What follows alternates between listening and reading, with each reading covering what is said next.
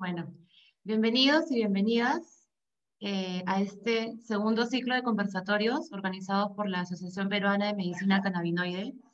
Mi nombre es Estefanía Alfaro, soy médica y vicepresidenta de la APMedCan y estamos muy felices de retomar estos webinars vía Zoom por la coyuntura que estamos viviendo a nivel mundial, pero que además nos ha permitido en todo el año 2020 y 2021 poder compartir con ustedes información relevante en cuanto a la medicina con cannabinoides, teniendo en cuenta que tenemos una ley que regula el uso medicinal del cannabis desde el año 2017 y recientemente, hace una semana, se dio la aprobación en el Congreso de los artículos que reglamentarían el cultivo asociativo, aún a la espera de la firma de nuestro presidente. Sin más que agregar, mencionarles que la Asociación Peruana de Medicina Cannabinoide somos profesionales de la salud y de las ciencias que nos hemos reunido para generar información y compartirla. Nuestro propósito fundamental es educar a nuestros colegas, nuestros aliados y a la población en general para hacer un buen uso de esta medicina que es muy prometedora. Estamos recibiendo nuevos asociados todos los días y pueden tener más información en nuestra página web. El día de hoy tenemos dos invitados muy importantes. Va a estar con nosotros la doctora Mariana Prialé. La doctora Mariana Prialé es graduada de la Universidad Científica del Sur y cuenta con estudios en medicina alternativa y complementaria. Se formó en The Medical Cannabis Institute y es actual miembro de la Asociación Peruana de Medicina Cannabinoide y de la Society of Cannabis Clinicians. La doctora Prialé participó del curso Uso Medicinal del Cannabis y sus derivados de la Universidad Peruana Cayetano Heredia y del curso Cannabis for Pain Control del Instituto Tecnológico de Israel. Actualmente utiliza en su práctica diaria la cannabis junto a distintas herramientas para un manejo integral. Adelante, doctora Mariana, y bienvenidos nuevamente. Buenos días con todos. A ver, muchas gracias por la presentación, Estefanía. Dame un ratito acá.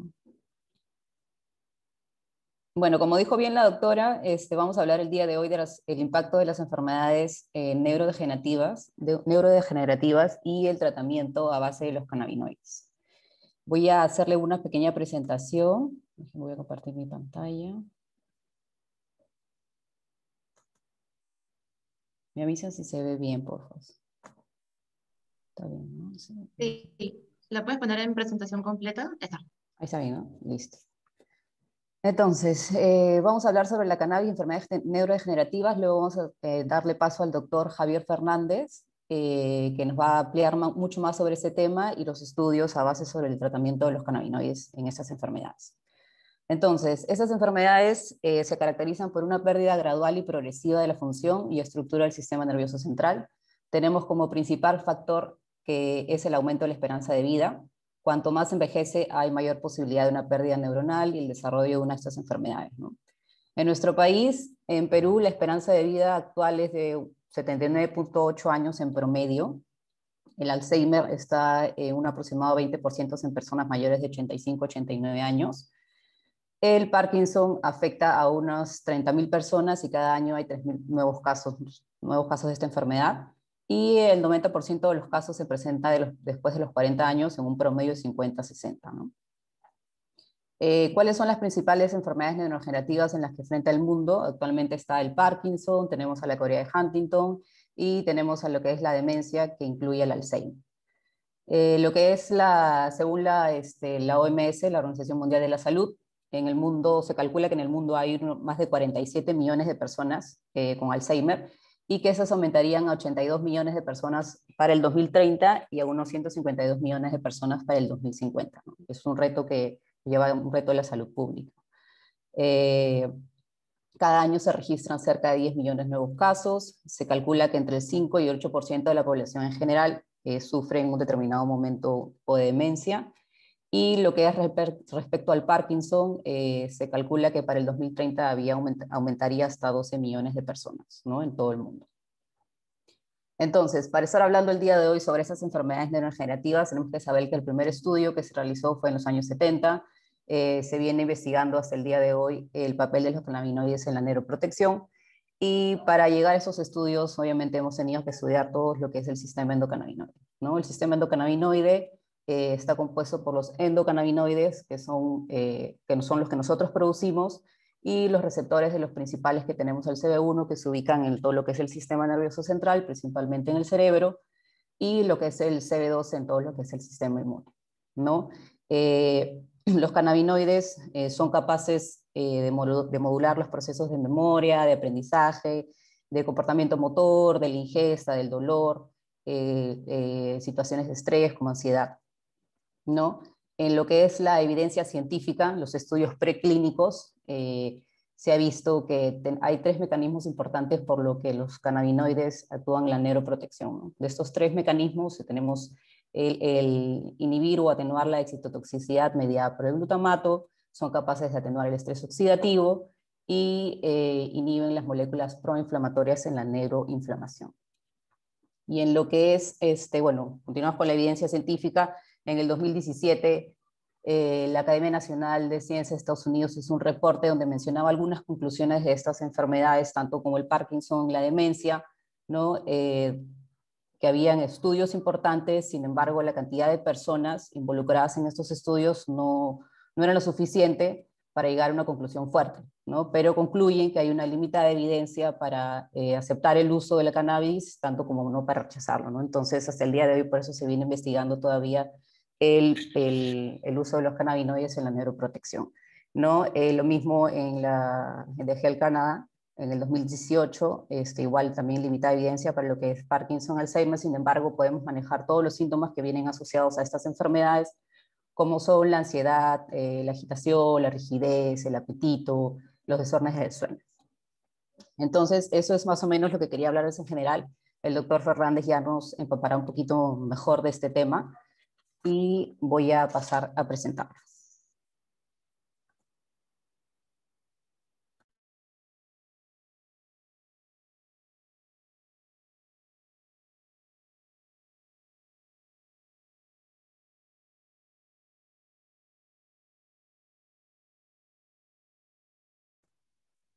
Ok, a ver.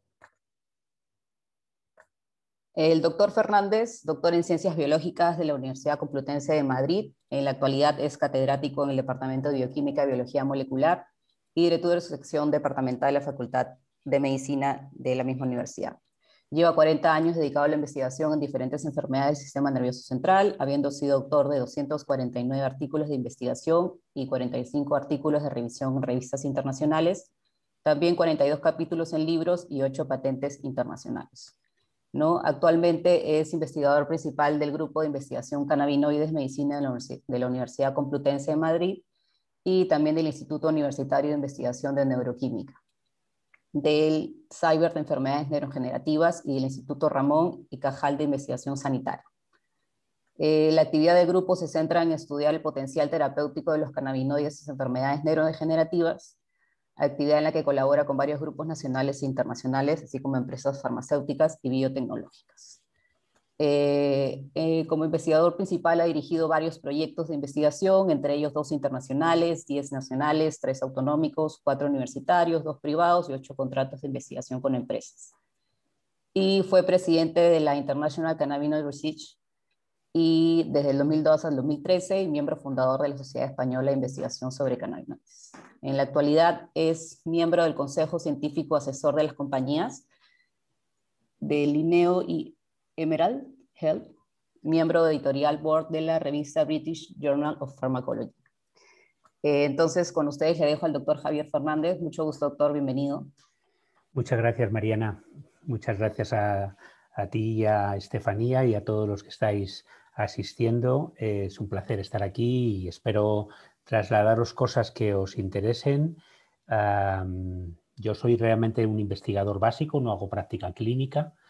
Me dedico a trabajar principalmente con células y con animal de laboratorio para intentar avanzar en el desarrollo, principalmente preclínico, de los cannabinoides como tratamiento de estas enfermedades, de las enfermedades neurodegenerativas. Eso es de lo que voy a hablar hoy. Antes que nada, quiero mostrar mis posibles conflictos de interés, que de alguna manera ya Mariana había anticipado. ¿Vale? Ahí están. Y bueno, las enfermedades de las que voy a hablar pues incluyen la enfermedad de Alzheimer, descrita hace ya bastante tiempo por Alois Alzheimer, tratando a su primera paciente diagnosticada de la enfermedad, August Deter. Es una enfermedad que hoy sabemos que se produce por causas hereditarias en un 10%, aunque la mayor parte de las causas son esporádicas, desconocidas, en un 90%. Y como luego veremos, tiene un tratamiento que solo cubre la parte sintomática, aunque recientemente se ha aprobado un fármaco en Estados Unidos para el tratamiento de la progresión de la enfermedad, pero de momento con limitada eficacia hasta donde sabemos. Es una enfermedad que afecta la parte, digamos, más humana de nuestro cerebro. Aquí tienen las diferencias entre lo que sería un cerebro normal y un cerebro afectado por enfermedad de Alzheimer. Afectan, entre otras, por ejemplo, las áreas que regulan el lenguaje o que regulan la memoria, como seguro bien conocen. La enfermedad se puede clasificar en función de los estadios de Braak, que permiten definir el grado de evolución, de progresión de la enfermedad, y tiene dos principales signos neurológicos: el depósito de proteína beta-amiloide, que forma las placas seniles, y los problemas con otra proteína de nuestro sistema nervioso central, la proteína tau, una proteína que forma agregados intracelularmente y sobre todo deformidades en el citoesqueleto de las neuronas, lo que conocemos con el nombre de ovillos neurofibrilares. De todo eso, la sintomatología que deriva es pues, la pérdida de memoria, la desorientación, el deterioro de muchas habilidades, las dificultades en el lenguaje, los cambios en el comportamiento, etcétera, etcétera. Estas serían las principales características de la enfermedad de Alzheimer. También vamos a incluir en esta charla algo sobre enfermedad de Parkinson. Esta es la segunda enfermedad neurodegenerativa en incidencia, la segunda que afecta al ser humano. La enfermedad de Parkinson la describió James Parkinson bastante antes que la descripción de la enfermedad de Alzheimer, aunque ninguno de estos investigadores o neurólogos o psiquiatras que definieron las enfermedades neurodegenerativas obviamente les puso el nombre de su apellido como nombre de la enfermedad. Esto vino lógicamente después.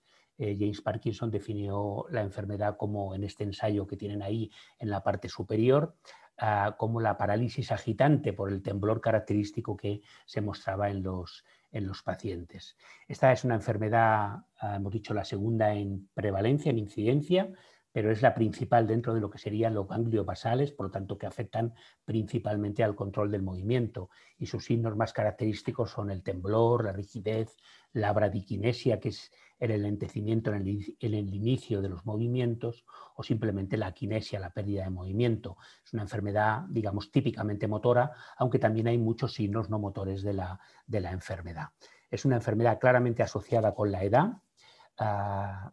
Digamos que su incidencia crece a partir de 60-65 años, esto luego lo veremos con un poquito más de detalle. Afecta más a los varones que a las mujeres por el efecto protector de los estrógenos, que previenen en ese caso, en el caso de las mujeres, del desarrollo de la enfermedad, la atrasa en la evolución en el tiempo.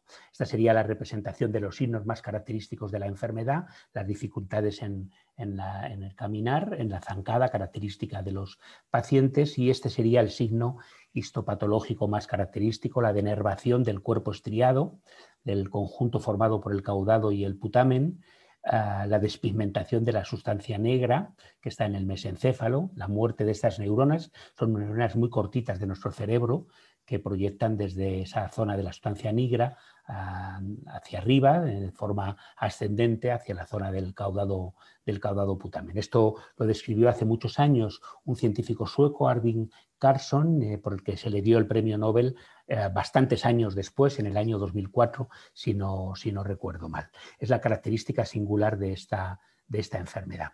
Otra enfermedad interesante que nosotros también trabajamos en el laboratorio, enfermedad neurodegenerativa crónica, es la enfermedad de Huntington.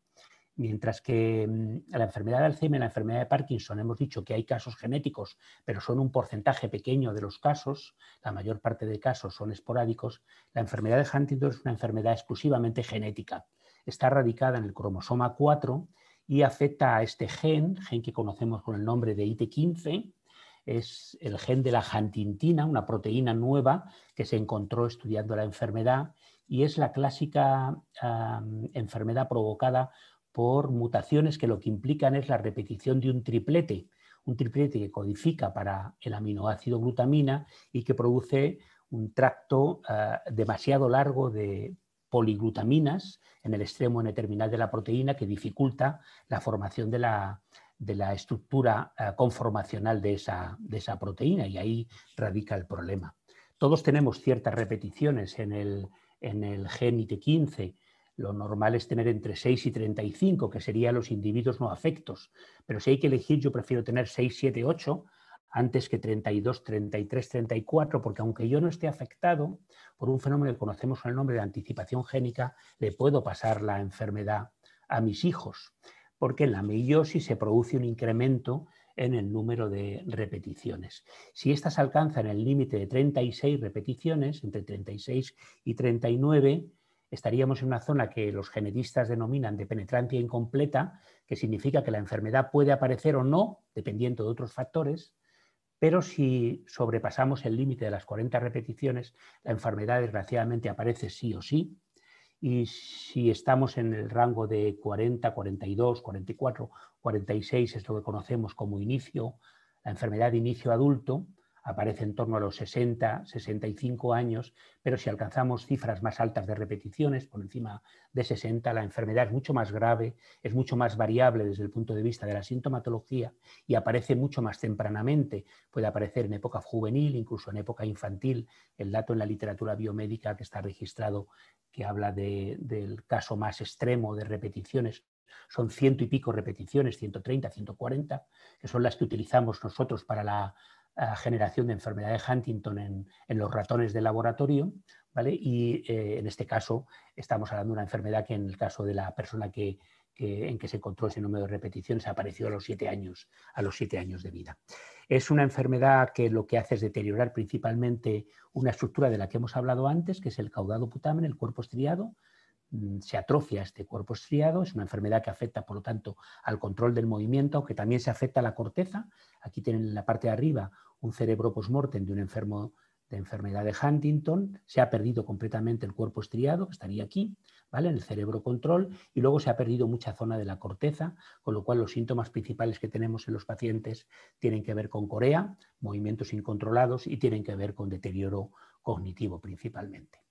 Y por último, vamos a hablar también en la charla de la esclerosis lateral amiotrófica, que es la enfermedad en la que ahora estamos trabajando nosotros más en el laboratorio. La ELA es la tercera en incidencia de las neurodegenerativas crónicas, detrás del Alzheimer y detrás de la enfermedad de Parkinson.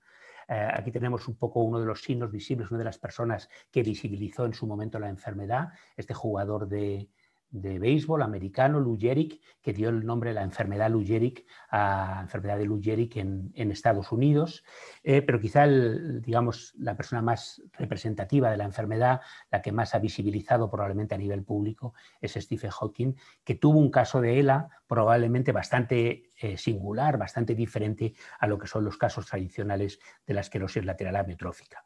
Aquí volvemos al escenario de casos esporádicos, casos familiares. Hay genética muy importante y muy interesante, pero cuantitativamente es poca en cantidad, no llega más allá de los 15-20% de los casos. La mayor parte de los casos son esporádicos, de causa en este momento desconocido. Aquí el daño se concentra en las motoneuronas, tanto las superiores como las inferiores. Son las neuronas que controlan nuestra respuesta motora, la musculatura esquelética, nuestra respuesta motora somática, consciente, voluntaria.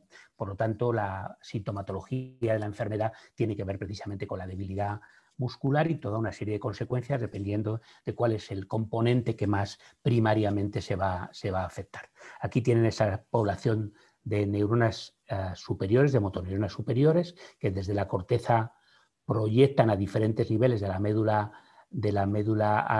espinal o también a nivel del tallo cerebral, y que en el caso de las que sinaptan con las del tallo cerebral, pues van a sinaptar con las inferiores, que van a inervar la musculatura de nuestro cuello, de nuestra garganta, de nuestra cara principalmente, o si son más largos los axones y alcanzan los diferentes niveles de la médula espinal, a nivel torácico, a nivel cervical, a nivel torácico, a nivel lumbar, pues van inervando los diferentes motoneuronas inferiores que van a inervar los músculos de nuestros brazos, los músculos de nuestro tórax, de nuestro abdomen, de nuestras piernas, etcétera, etcétera. Aquí lo tienen representado en este esquema que explicaría precisamente cuando hay deterioro de esas neuronas. Lo que principalmente pasa en el músculo es que el músculo se atrofia y aparecen toda una serie de sintomatologías asociadas con ese deterioro muscular. Aunque es verdad que esta es una patología que se la define no estrictamente como neurológica, sino como neuromuscular, y hoy hay corrientes que hablan de que la enfermedad no solo es una enfermedad que empieza en la neurona y deriva hacia el músculo. Se ha propuesto que también el músculo y el deterioro del músculo puede anticiparse al deterioro neuronal. Músculo y neurona dialogan entre sí de alguna manera, y en el contexto de la patología probablemente el desequilibrio en uno de esos dos compartimentos puede ser el desencadenante de la enfermedad. A eso llegaremos en la parte final de la charla. Bueno, pues lo que en esas 4 enfermedades les voy a contar de forma genérica.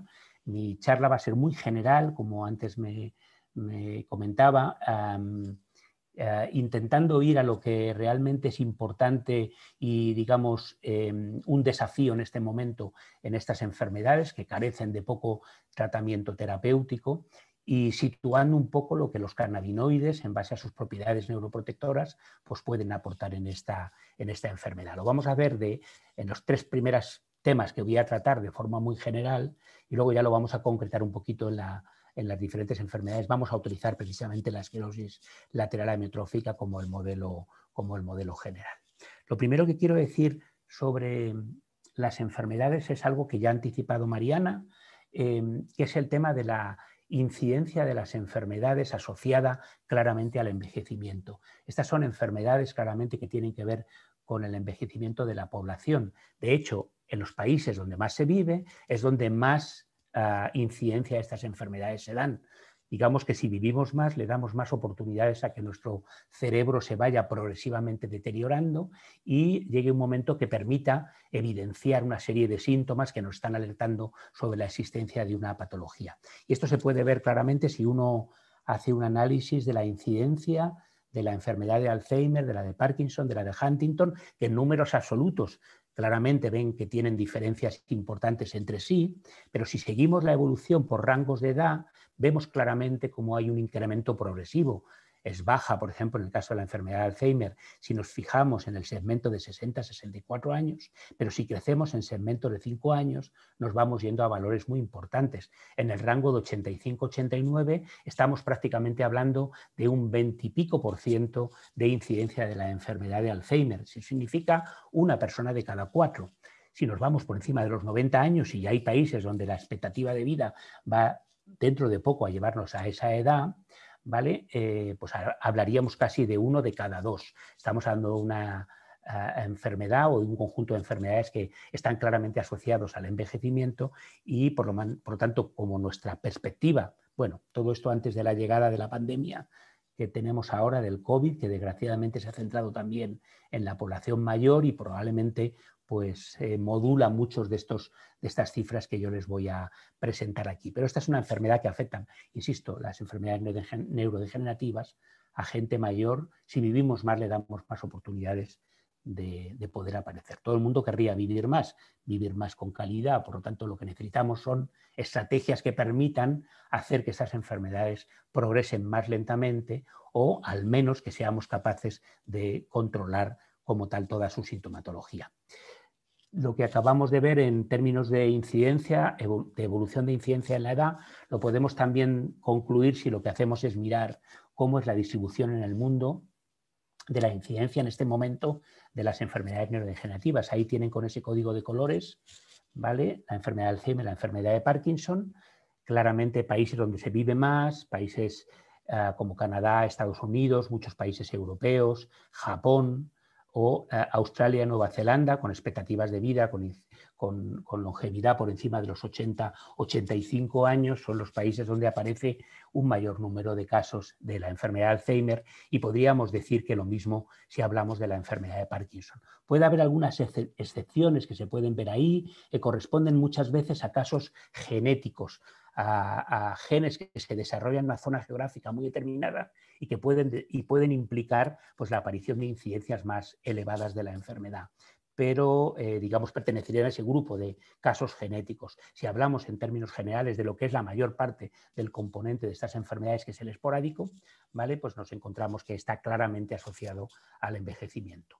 Pero incluso si nos vamos a una enfermedad como la enfermedad de Huntington, que es una enfermedad genética al 100%, también tenemos ese patrón de dependencia claramente de la edad. De nuevo, las mayores incidencias, Canadá, Estados Unidos, muchos países europeos, en el hemisferio sur, Australia y Nueva Zelanda como casos significativos. Y más o menos nos encontramos una distribución similar si hablamos de la ELA, aunque la ELA no sigue un patrón tan clásico, tan canónico como el que siguen las demás enfermedades desde el punto de vista de la incidencia de la edad. Se habla de la ELA como si fuera la enfermedad de la mediana edad porque crece hasta los 70, 75 años, pero a partir de los 75, 78 años la probabilidad de desarrollar ELA va bajando significativamente. No hay un efecto final importante de la edad como sí que ocurre en el Alzheimer, en el Parkinson o en la enfermedad de Huntington.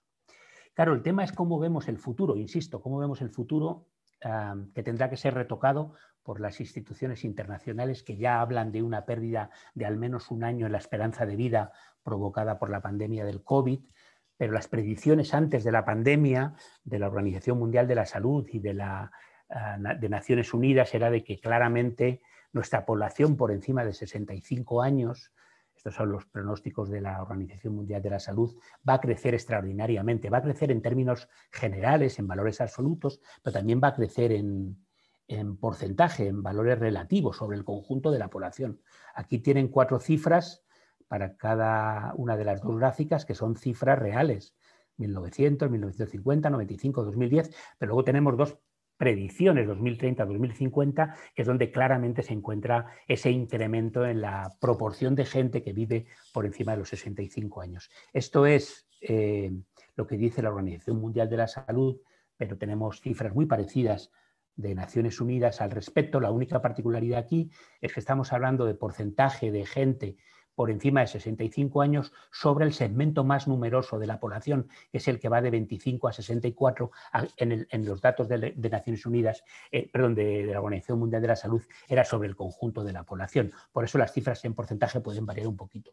Y de nuevo tenemos 2 cifras que ya son datos reales y conocemos, 2000-2010, 2035, que es la predicción en este caso, y claramente en Japón, en Alemania, en general en el mundo que llamamos rico, los países occidentales, países llamados del primer mundo, Estados Unidos, en China igualmente, pero incluso en los países en desarrollo, la incidencia de esas enfermedades también se va a incrementar. La situación, por lo tanto, no es muy optimista a este nivel. Podríamos trasladarla al globo terráqueo, al mundo, con un sistema de códigos de semáforos, ¿no?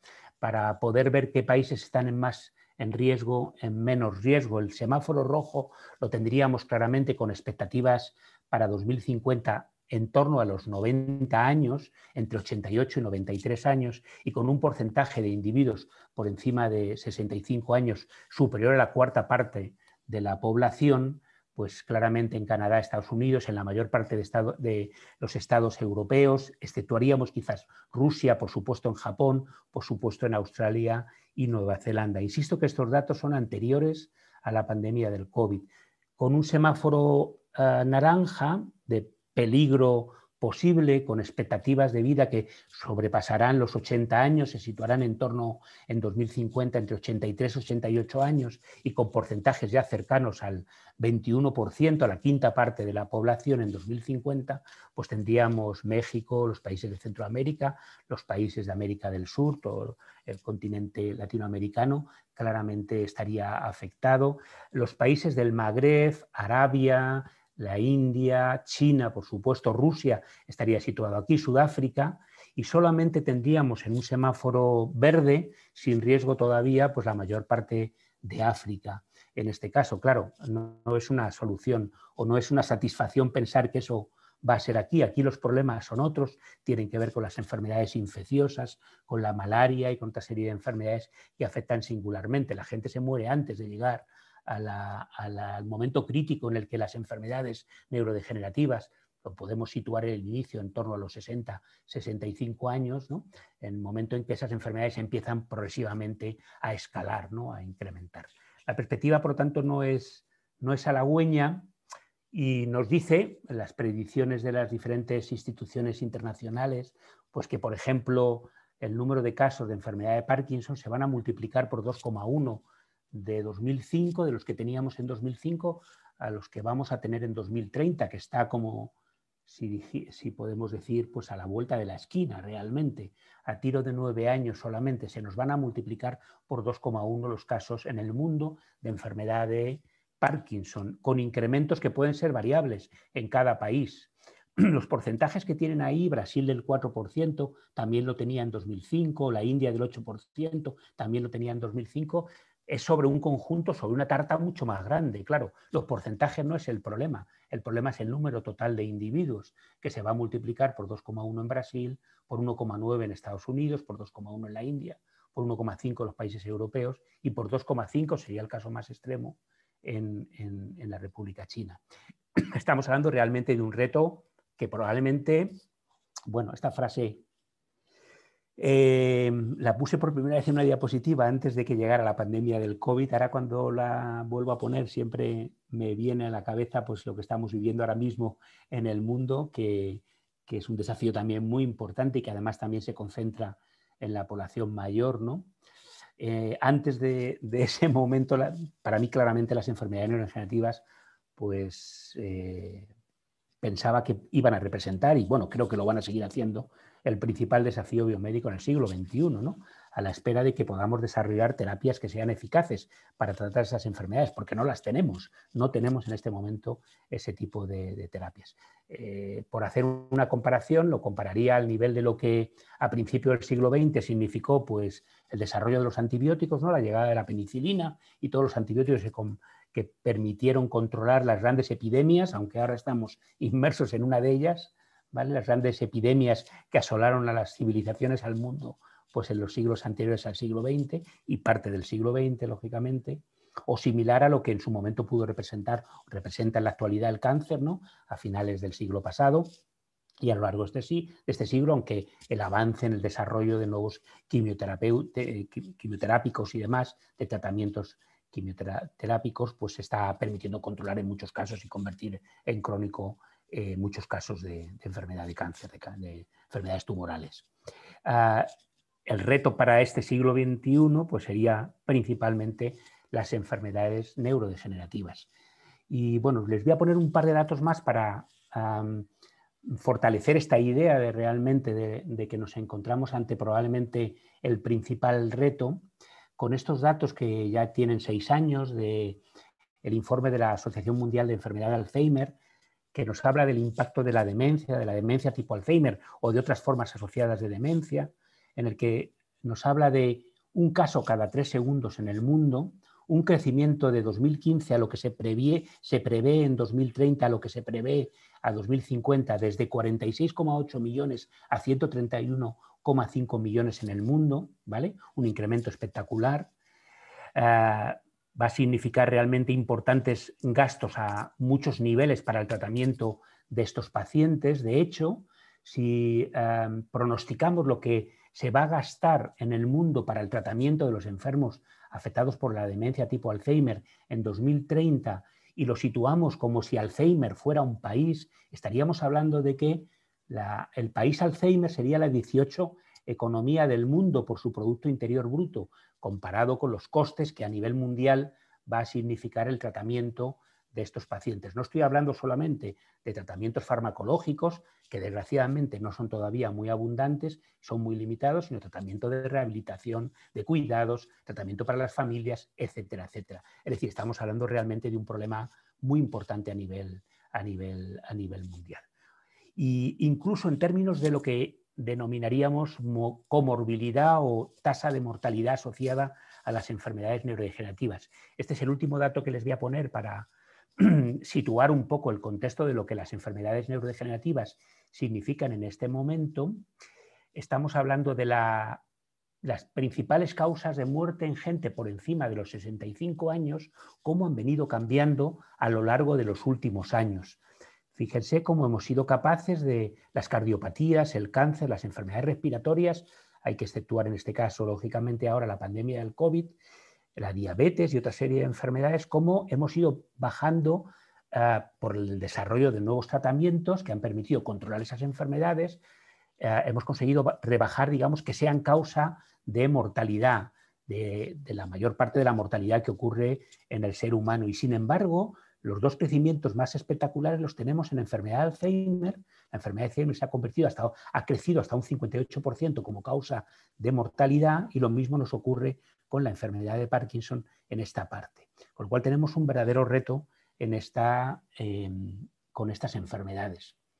Y pasaría ahora a hablarles de tratamientos, porque claro, todo esto no tendría la importancia que tiene si a lo largo de los últimos años hubiéramos sido capaces de llevar adelante y aprobar tratamientos para estas enfermedades. Hay algunos aprobados, pero su eficacia es muy limitada y probablemente en la mayor parte de los casos, exceptuando la ELA, pues solo nos tratan los síntomas, no la progresión de la enfermedad.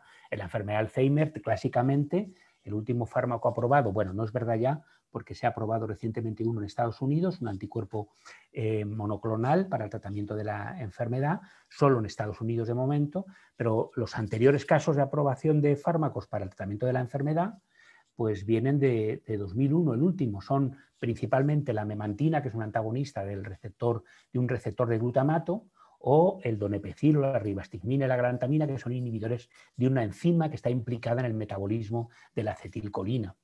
Se aprobaron hace muchos años y se vienen utilizando para el tratamiento de los síntomas, pero con una escasa, digamos, eficacia. Lo mismo nos pasa con la enfermedad de Parkinson, donde en los años 60 se aprobó la terapia de reemplazo de la dopamina. Las neuronas que se mueren en el Parkinson son dopaminérgicas, les damos un precursor que es la levodopa para que se sintetice dopamina y poder paliar la sintomatología. Con el tiempo hemos mejorado en incorporar también agonistas de los receptores de 1, de los receptores de 2, hemos cambiado la forma de tratamiento, se han desarrollado parches, se han desarrollado muchas cosas, pero en esencia sigue siendo terapia de reemplazo dopaminérgico, que solo trata los síntomas, no vale para todos los pacientes, no hace que la enfermedad progrese más lentamente. En el caso de Huntington, tradicionalmente se utilizaba el haloperidol, ahora ya no se utiliza, un antagonista de la dopamina. Huntington es una enfermedad con exceso de movimiento, pues se trata con bloqueantes de la transmisión de la dopamina para rebajar el movimiento. Eso ahora ha sido sustituido por la tetrabenazida, que es un inhibidor del transportador vesicular de monoaminas, el transportador que hace que las vesículas en los terminales de las neuronas de dopamina se rellenen de la propia dopamina. Se aprobó en el año 2008, pero su eficacia es muy limitada. Y por hablar de la última enfermedad que hemos mencionado, la ELA, aquí sí que tenemos 3 agentes que son neuroprotectores, que van dirigidos a hacer que la evolución de la enfermedad sea más lenta, pero son muy escasamente eficaces. El clásico es el riluzol, que se aprobó en 1995, pero pasaron 20 años hasta la llegada del segundo, que es relativamente reciente, la edaravona, un agente antioxidante. Se ha aprobado en 2015 en Japón, en 2017 en Estados Unidos y en 2018 en Canadá. No está aprobado en Europa y en el resto de países del mundo. Y tenemos la designación huérfana para un agente antiinflamatorio como es el masitinib. Esto es lo que hay para tratar las enfermedades neurodegenerativas. Claramente insuficiente. Primero porque la eficacia es muy limitada y segundo porque sobre todo van contra los síntomas, pero no hace que la enfermedad progrese más lentamente. Estamos ante la necesidad de desarrollar nuevas terapias para tratar estas enfermedades. Y no vamos a decir que no se hayan hecho cosas. A lo largo de los últimos años se ha investigado mucho en tratamientos neuroprotectores. Este es un tema siempre muy activo a nivel de la preclínica. Muchos grupos de investigación en el mundo trabajan a la búsqueda de tratamientos neuroprotectores y les voy a poner una colección de ellos que se han ido desarrollando y investigando a nivel preclínico, pero los que pongo aquí son aquellos que han conseguido llegar a que se haga con ellos un ensayo clínico y desgraciadamente nunca ese ensayo clínico, en algunos casos todavía está en investigación, ha sido eficaz, ¿no? Ahí tienen algunos de ellos como la ceftriaxona, que tenía mucha expectativa de ser activo en los modelos de ratón con esclerosis lateral amiotrófica, pero en los ensayos clínicos no reprodujo esos efectos. Y hay muchos de ellos. Verán el no activo en ELA, no activo en Alzheimer, no activo en Parkinson. Lo van a ver tanto en los agentes antiexcitotóxicos como en los agentes antioxidantes. Aquí tienen algunos ejemplos de ellos y nos encontramos, desgraciadamente, el no activo. No activo me estoy refiriendo a no activo en el ensayo clínico. Llegaron al ensayo clínico todos porque eran activos en los modelos preclínicos, en los modelos celulares o en los modelos animales, pero no permitieron reproducir esa eficacia, o porque fueron tóxicos o porque no eran eficaces, desgraciadamente, los pacientes. Y este es un tema muy importante a considerar, ¿no? Lo mismo con agentes antiinflamatorios, aquí tienen un conjunto de ellos que se han investigado a lo largo de los años, o con sustancias que actúan sobre la mitocondria. La mitocondria tiene un papel muy importante en la génesis, en el desarrollo de las enfermedades neurodegenerativas, y se han investigado tratamientos para intentar mejorar la homeostasis de la mitocondria, desgraciadamente con éxito en la preclínica, sin éxito finalmente en los ensayos clínicos.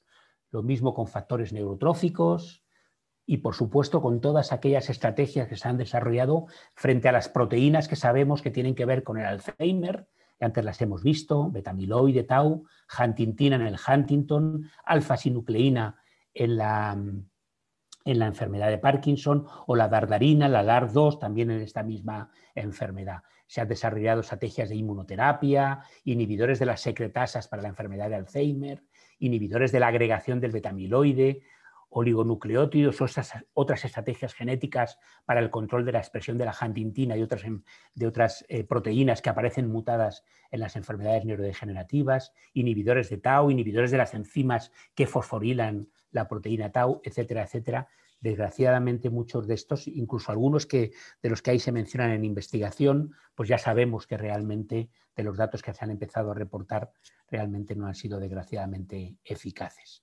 Inhibidores de la autofagia o incluso inhibidores de la apoptosis, que también se han investigado en varias enfermedades. Por lo tanto, estamos ante un panorama complicado, ¿no? Y bueno, esto se lo quiero cerrar con este esquema. Es ya un poco antiguo, es de una revisión de hace 11 años, de 2010. Se publicó en relación a la enfermedad de Alzheimer, donde con este sistema de círculos concéntricos los autores pretendían situar dónde se caían los diferentes tipos de agentes que se habían venido investigando para la enfermedad de Alzheimer. Con este código de colores que ven aquí pueden identificar lo que hace el agente, ¿no? Disminuye la producción del amiloide, o evita que se agregue, o facilita que se aclare, que se elimine. Por ejemplo, la inmunoterapia estaría centrado en esto, o evita los problemas con tau, que tau agregue, que se hiperfosforile, o actúa sobre las neuronas de acetilcolina, colinérgicas, o otra serie de dianas farmacológicas. ¿Vale? Donde está situado el circulito con el nombre del agente, a veces nombre de patente correspondiente a una compañía farmacéutica, ¿vale? Donde está situado es en el punto en el que el agente se cae, ya no funciona. Algunos se caen en la preclínica, o porque son tóxicos o porque no tienen eficacia. Otros se caen en la fase 1, que ya saben que es una fase que se hace en voluntarios sanos, ¿vale? Resulta tóxico y por lo tanto no se puede continuar su desarrollo. Otros se caen en la fase 2, donde ya es en pacientes para ver eficacia, para ver seguridad y para ver eficacia. Algunos se caen en fase 3, ya cuando estamos hablando de los grandes ensayos multicéntricos, y solo 4, ahora sabemos que un quinto más, con la llegada de este anticuerpo a la enfermedad de Alzheimer, ¿vale? Los 4 que tradicionalmente hemos mencionado antes. Realmente la situación es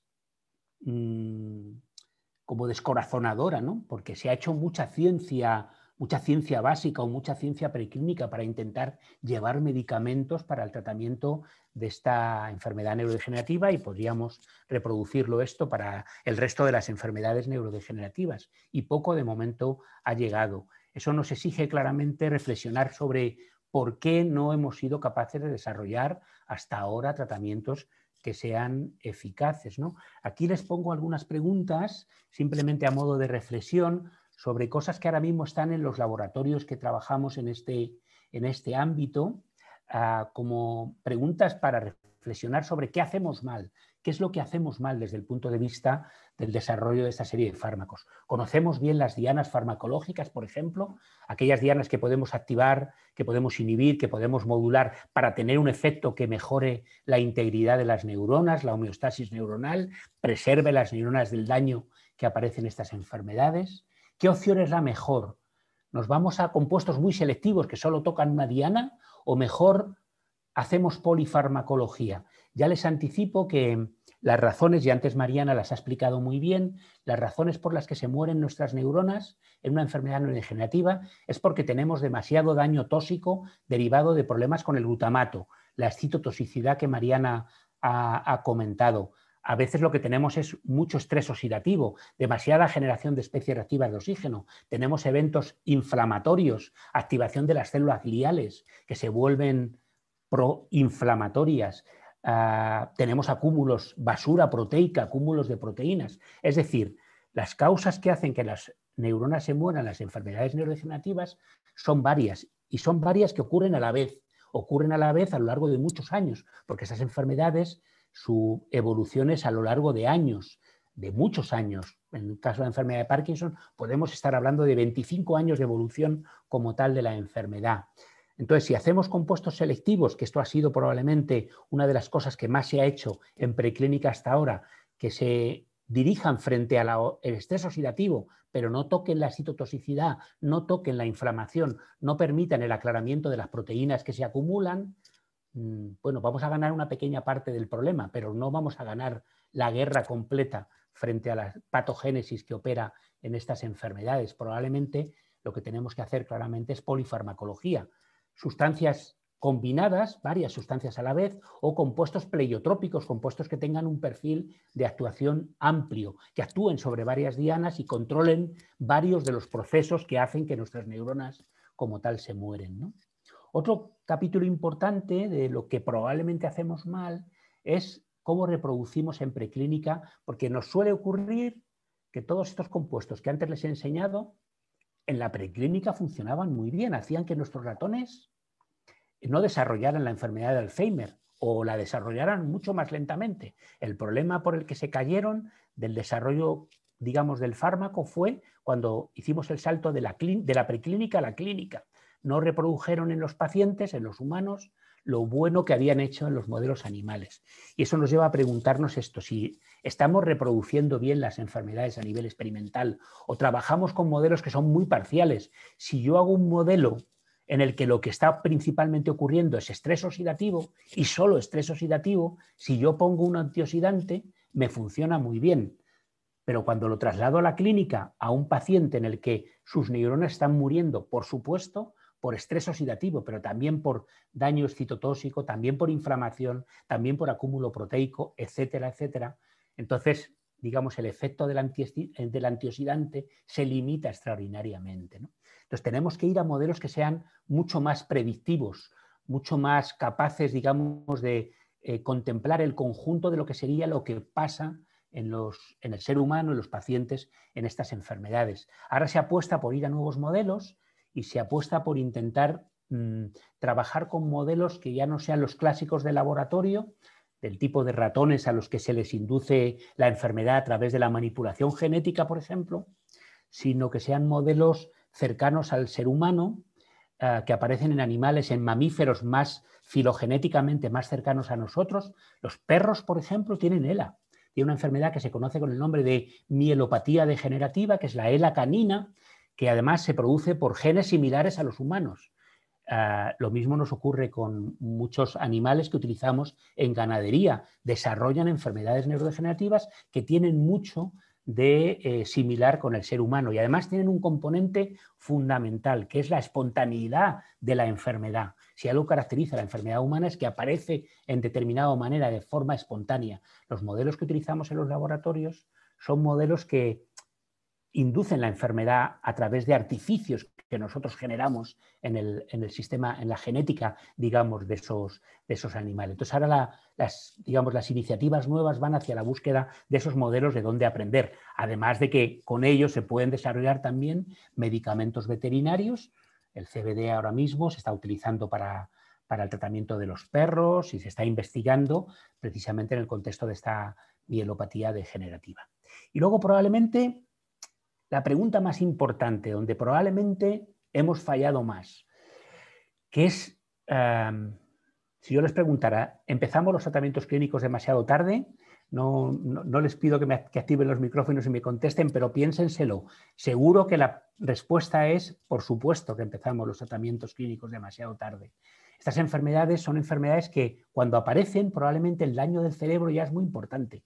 En la enfermedad de Parkinson, desgraciadamente, cuando el paciente empieza a notar que tiene dificultades para caminar, que inicia los movimientos muy lentamente, que tiene bradiquinesia, que tiene temblor, que tiembla en reposo, todo eso ocurre cuando ya se han muerto un 60% de sus neuronas.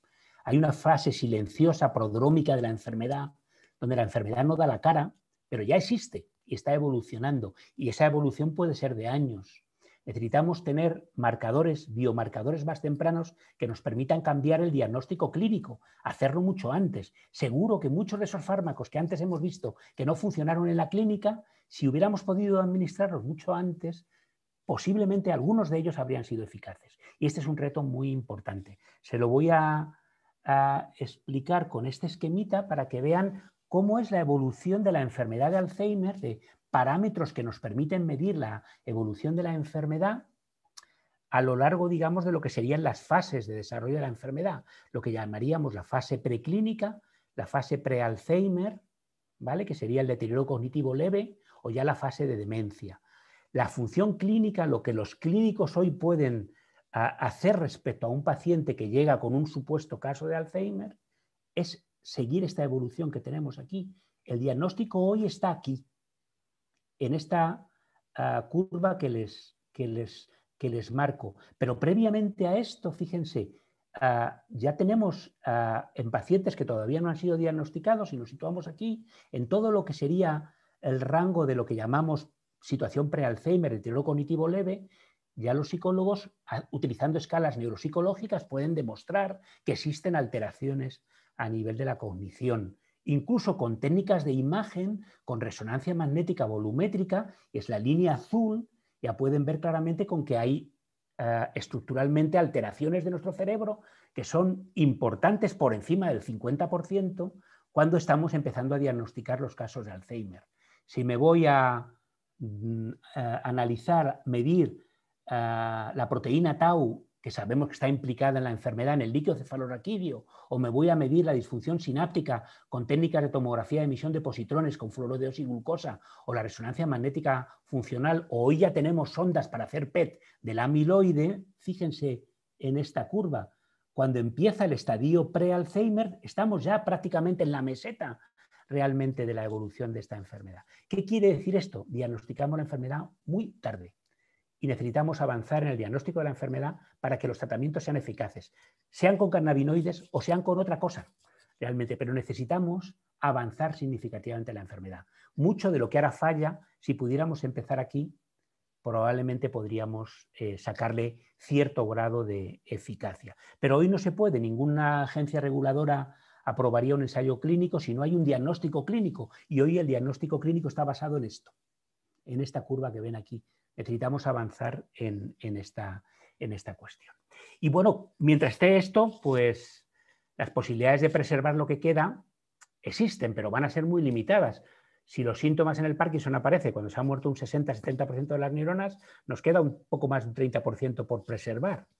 Probablemente el futuro también de estas enfermedades es neuroreparar, ser capaces de generar neuronas nuevas que sean capaces de sustituir a las que se perdieron en la fase prodrómica de la enfermedad. Esto es más ciencia ficción todavía, pero lógicamente es algo a considerar. Y alguna cosa más, ¿vale?, que podríamos comentar. Y ya quiero empezar a proponerles ahora precisamente los cannabinoides, y justo después de esta reflexión sobre lo que nos falla, qué podemos o qué pueden aportar realmente los cannabinoides a este contexto, el de las enfermedades neurodegenerativas. En realidad lo que pueden aportar es su papel en este fenómeno, que es un fenómeno muy básico de la estructura de nuestras células, de nuestros tejidos, de nuestros órganos, de nuestros aparatos o de nuestros sistemas.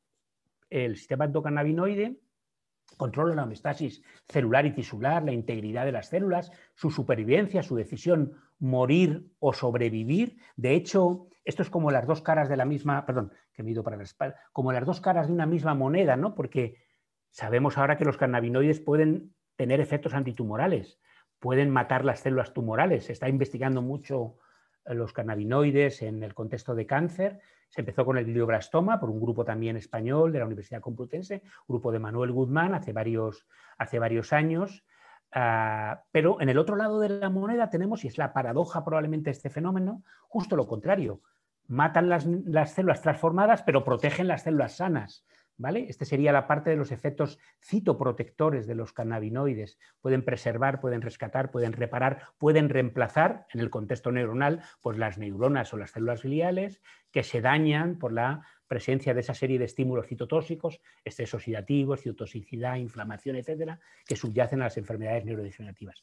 ¿Cómo un mismo tipo de compuesto puede hacer ambas cosas a la vez? Probablemente porque las dianas a través de las que actúan están transformadas desde el punto de vista de su señalización de lo que sería una célula tumoral a lo que sería una célula, vamos a decir, entrecomillado, sana, ¿no? Y aquí está la base, esto es lo que fundamenta el potencial neuroprotector o citoprotector de los cannabinoides.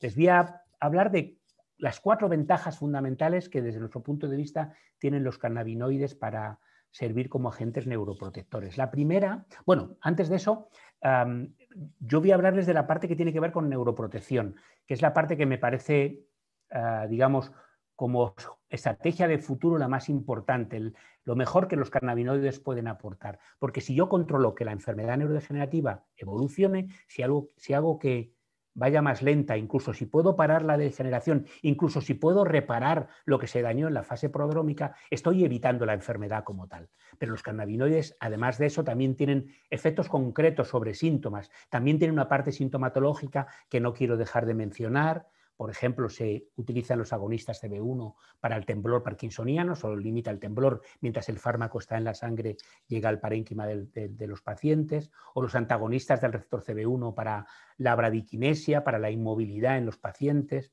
los agonistas y los antagonistas para la disquinesia inducida por levodopa, o los agonistas CB1 y de los receptores vanilloides, algunos fitocannabinoides tienen actividad sobre este receptor catiónico, este receptor vanilloide, en la corea de Huntington, o ahora se está especulando mucho con los agonistas CB1 para 2 de los síntomas importantes en la ELA, los calambres y la espasticidad. Para la espasticidad ya está aprobado el Sativex, pero en esclerosis múltiple se están haciendo ahora mismo ensayos para ver si también vale para la espasticidad, que es un síntoma menor, más importante los calambres en la ELA, pero que también existe en la esclerosis lateral amiotrófica, y luego incluso para síntomas no motores. Se están utilizando cannabinoides para los problemas del sueño, para los problemas del apetito, para el dolor, por supuesto. Este sería un tratamiento meramente sintomatológico, que no quiero obviar, es importante que se considere, pero digamos la estrategia de futuro, desde nuestro punto de vista, va hacia intentar que la evolución de la enfermedad se ralentice, porque si yo hago eso, si consigo ralentizarla, si consigo pararla y consigo revertirla, estoy eliminando de un plumazo, digamos, todo lo que es la sintomatología asociada, lógicamente, a la enfermedad. Y eso los cannabinoides lo pueden hacer porque son sustancias que denominamos pleiotrópicas, tienen un perfil de amplio espectro, que viene determinado porque son capaces de hacer varias cosas a la vez, y se lo voy a intentar documentar. Tienen esa capacidad de no solo controlar el estrés oxidativo, también controlar la inflamación y también controlar la excitotoxicidad. Aquí tienen un esquema para resumir esto, activando el CB1, el receptor CB1 que está en las neuronas, es un receptor muy importante de las neuronas glutamatérgicas.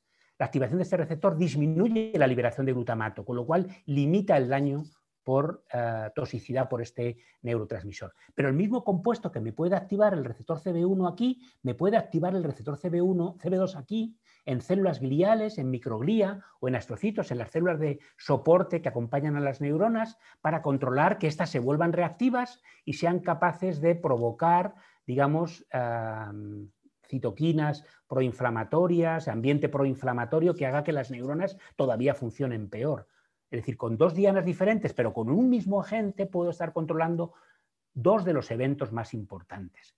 Pero a eso tengo que sumarle lo que denominamos la acción lavadora de los cannabinoides. Este fue la primera evidencia de su acción neuroprotectora que se describió en la historia de la investigación sobre estas sustancias, allá por los años 70-80, por la estructura química particular que tienen los cannabinoides. Se sabe que tienen la capacidad de actuar como lavadores de radicales superóxido, de especies reactivas de oxígeno, de radicales libres. Los complejan y los secuestran y eliminan su acción tóxica, ¿vale? Esto lo hace excepcionalmente el CBD por su particular estructura química. Aunque hoy sabemos que hay más cosas en la acción antioxidante, probablemente que implican la activación de vías de señalización de lo que denominamos la respuesta en fase 2, la respuesta inducible, a través de este factor de transcripción, el NRF2 que tienen aquí, que implica los receptores PPAR, inducen las enzimas antioxidantes que tendrían todavía un papel mucho más importante en el control del estrés oxidativo. De la misma manera, el receptor CB1 y el receptor CB2 están localizados en la membrana de las células endoteliales, de la microglía perivascular, de los astrocitos que están formando parte de la barrera hematoencefálica, y activando esos receptores que tienen ahí, pues lo que hacen es mejorar el aporte de sangre, evitar la infiltración de células, etcétera, etcétera.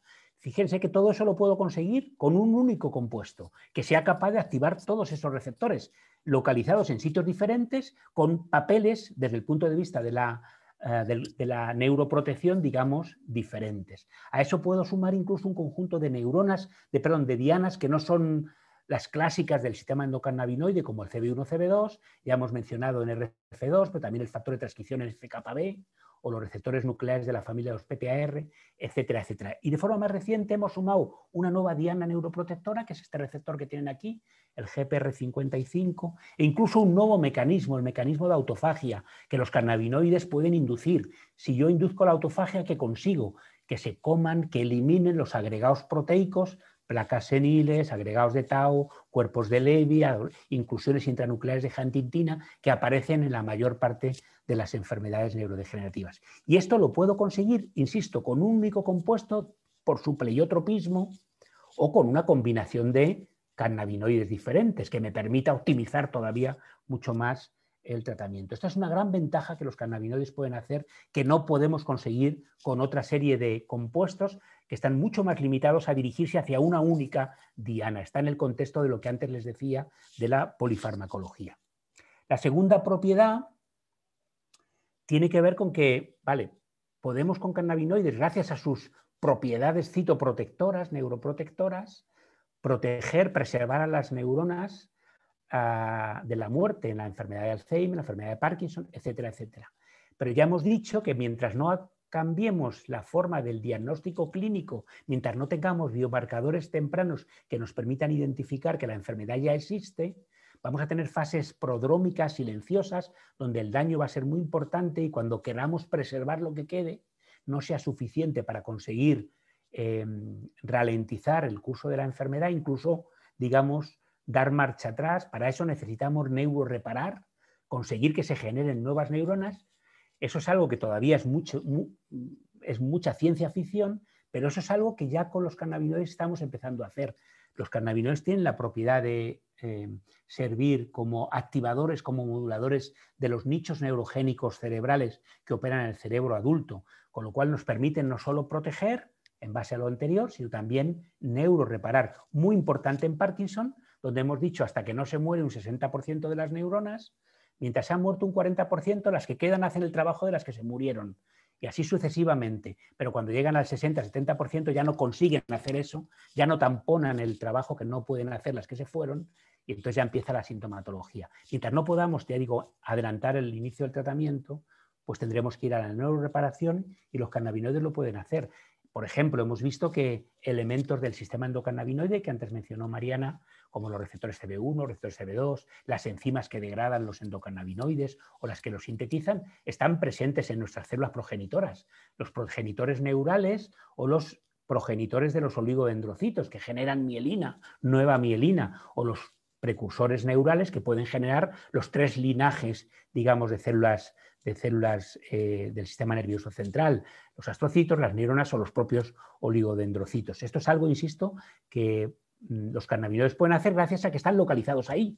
Si están localizados ahí es que tienen un papel funcional que podremos probablemente modularlo farmacológicamente. Hoy sabemos que contribuyen a que las células progenitoras proliferen, se multipliquen, maduren, se diferencien a los diferentes linajes, bien a formar nuevos astrocitos, bien a formar nuevas neuronas, bien a formar nuevos oligodendrocitos. Si podemos conocer cómo es ese sistema endógeno de control, de modulación de ese proceso y podemos desarrollar fármacos que sean capaces de modularlo farmacológicamente, cannabinoides que sean capaces de activar el receptor CB1, el receptor CB2, etcétera, etcétera, podremos estimular. Insisto que eso todavía es más ciencia ficción, pero es una propiedad, una potencialidad que está en este momento encima de la mesa de los laboratorios que trabajan en esta línea. Y lo podemos hacer para generar nuevas neuronas y neuroreparar, o en la esclerosis múltiple, por ejemplo, u otras enfermedades desmielinizantes, para generar oligodendrocitos y remielinizar, ¿vale?, de forma correcta esos axones que han quedado dañados por la muerte de los oligodendrocitos en la esclerosis múltiple. Esta es la segunda propiedad interesante. Estas dos propiedades que les he mencionado tienen una explicación en la tercera propiedad que les voy a comentar.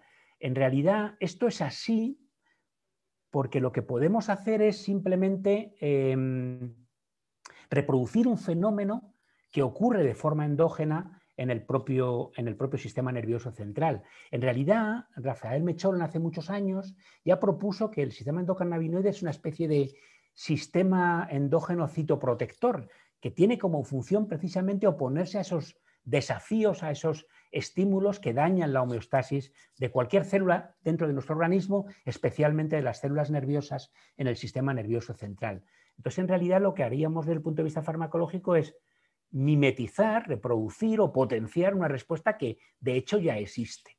Y, bueno, ¿cómo les voy a justificar que esto es así? Pues, básicamente, con una serie de pruebas que se han ido recogiendo a partir del año 2003, donde se aportó la primera prueba. Hoy sabemos que cuando hay daño, cuando experimentalmente reproducimos en un cultivo celular o en un animal de laboratorio, o incluso cuando trabajamos con material humano post-mortem de un paciente que ha donado su cerebro para la ciencia, podemos evidenciar que se han producido respuestas que en el sistema endocannabinoide que de alguna manera nos evidencian ese papel protector. Por ejemplo, la generación masiva de endocannabinoides cuando hay fenómenos que dañan la homeostasis neuronal, o los cambios en los receptores CB1 o en la señalización a la que están acoplados estos receptores. Esto es muy habitual. Es verdad que tiene poca importancia desde el punto de vista farmacológico porque los receptores CB1 son típicamente neuronales y las neuronas son las que se mueren en estas enfermedades. Entonces, este fenómeno de respuesta se ve en cierta forma, pues de alguna manera compensado por el hecho de que las neuronas van a degenerar y por tanto se va a perder esa diana como tal. Pero donde se ha visto extraordinariamente ese fenómeno es en el receptor CB2. El receptor CB2 también está en las neuronas, pero de forma mucho más restringida. Donde principalmente está el receptor CB2 es en las células de glía. Y sobre todo cuando hay daño asociado a una enfermedad neurodegenerativa. Esto lo describió por primera vez un investigador de nuestro grupo, ya cuando estaba trabajando de forma ya independiente, hizo la tesis con nosotros, Julián Romero. Lo describió en el año 2003 utilizando muestras de cerebro post-mortem de pacientes con enfermedad de Alzheimer. Esto que ven aquí son placas seniles de un enfermo de Alzheimer.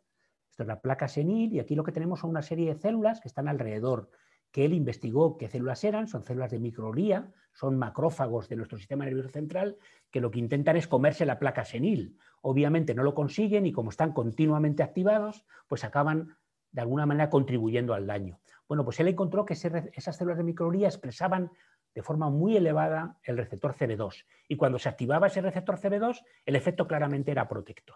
Esto se vio por primera vez, insisto, en la enfermedad de Alzheimer, pero posteriormente nosotros trabajando con él lo vimos en la enfermedad de Huntington. Aquí hacemos una inmunofluorescencia, esta imagen al microscopio de colores, lo que nos permite ver es que en las mismas células, esto es un astrocito de nuestro cerebro, de un cerebro, en este caso, de un enfermo de enfermedad de Huntington, que cuando el anticuerpo lo acoplamos al color verde, nos permite ver dónde está ese color verde, dónde está ese antígeno al que se une el anticuerpo. El antígeno en este caso es el receptor CB2, y lo mismo con esta proteína que solo existe en los astrocitos, con lo cual nos dice, estos son astrocitos, y aquí tenemos la mezcla de colores que nos da ese color amarillo en la zona proximal de las dendritas, de las prolongaciones de los astrocitos, que nos está marcando una activación muy importante, porque si lo vemos en un cerebro normal, esto no ocurre. El receptor CB2 no está, ¿vale? Y lo mismo cuando hablamos de la microglía, es decir, la activación del receptor CB2 es una suerte de activación de un elemento del sistema endocannabinoide para buscar una respuesta protectora, así es como lo definió Rafael Mechoulam en el año 2011 en una revisión muy célebre que escribió sobre esta cuestión. Esto se ha visto prácticamente en todas las enfermedades neurodegenerativas. Por primera vez en el Alzheimer, nosotros lo vimos en Huntington y posteriormente lo hemos visto en la esclerosis lateral amiotrófica, en este caso en un modelo animal, lo hemos visto tanto en el astrocito como sobre todo en microglía, en este caso marcada con este marcador que es el marcador IVA1. ¿Qué quiere decir esto? Pues que en realidad el sistema endocannabinoide es un sistema con una actividad basal muy baja, es un sistema muy silencioso que apenas está activado cuando nuestro cerebro está, digamos, en condiciones correctas. Cuando hay algo que lo puede dañar, se activa, ¿vale? Se activa ante un estímulo inflamatorio, ante un estímulo oxidante, oxidativo, ante un estímulo excitotóxico, ante el acúmulo de basura. Y el objetivo de esa activación es siempre intentar, de alguna manera, restablecer el equilibrio, restaurar la homeostasis celular. Esta es la suerte de función de este sistema que creemos hoy que tenemos que explotar claramente desde el punto de vista farmacológico para conseguir desarrollar fármacos. Ya estoy acabando. Quiero de todas maneras comentar un par de cosas sobre esta cuestión.